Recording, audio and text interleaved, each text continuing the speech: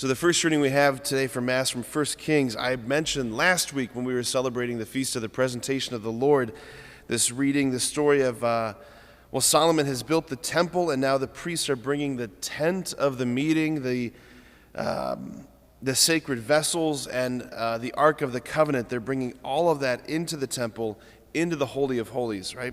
What is old doesn't get deleted and discarded, it just gets completed. It gets integrated into what the Lord is doing now.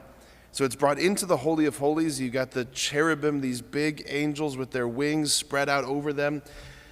You got the cherubim there in adoration and veneration. The ark is stationed in between. You have to picture this, stationed in between the two angels with their wings. And above the ark is an empty space, right? Above the ark is an empty space. The angels are looking at nothing. I guess they're looking at each other. It was Pope Benedict XVI who pointed this out. I think he was in Spirit of the Liturgy.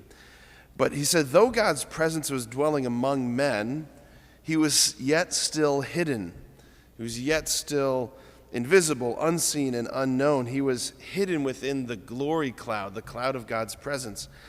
And this right here, this is where the wonder of the incarnation just comes into picture, right?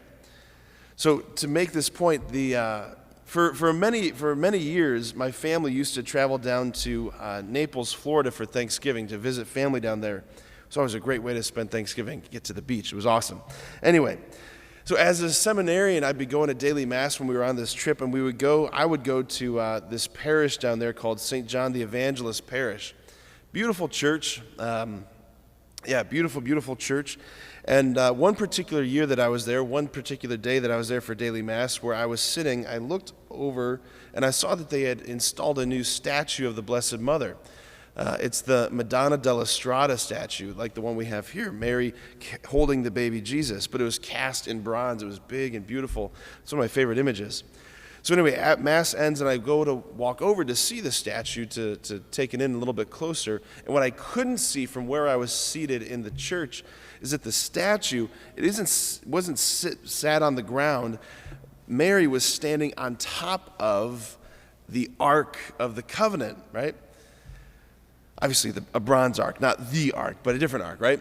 So the Ark of the Covenant was there with the poles, and the cherubim were there with their wings, right? I couldn't see that from where I was seated, and it blew me away, right? Because Mary, of course, is the Ark of the New Covenant, right?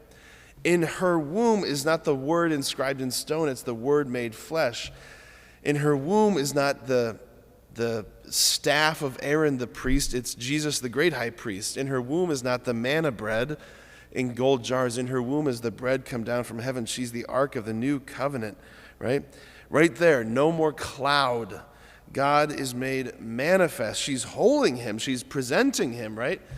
She is the first monstrance. That's what a monstrance is. The word monstrance means to show forth, right? Mary is the first monstrance. She is showing him off to the world. There he is. He can be seen. He can be touched. He can be held. Yesterday at Mass, we heard that reading from Isaiah, that vision of God in the temple, seated on the throne, and it says the train of his garment was filling the temple. Today in the gospel, we hear people being so desperate for healing from Jesus and saying, if I only touch the tassel of his garment, I'll be healed. You can touch the tassel of his garment now. He's manifest. He's here, right? When this God who's hidden in the glory cloud, when he appears, when he shows up, what does he look like? He looks like tender mercy. He looks like compassionate healing. He sees humanity. He sees you. He sees our suffering. He sees all of the goodness that's been buried beneath what sin has done to us. And look, we all still need healing, right? This gospel is not just for those people scurrying about the countryside in first century Palestine and Gennesaret. The healing that's required, we still need healing. Like if you still got breath in your lungs, which we all do, right? If you still hear, the Lord is saying you're not done yet. You're not a finished product, right? If you were done healing, you wouldn't be here. We'd be celebrating your canonization mass, right? Like you'd be a finished product. But we're still here. We all still need healing.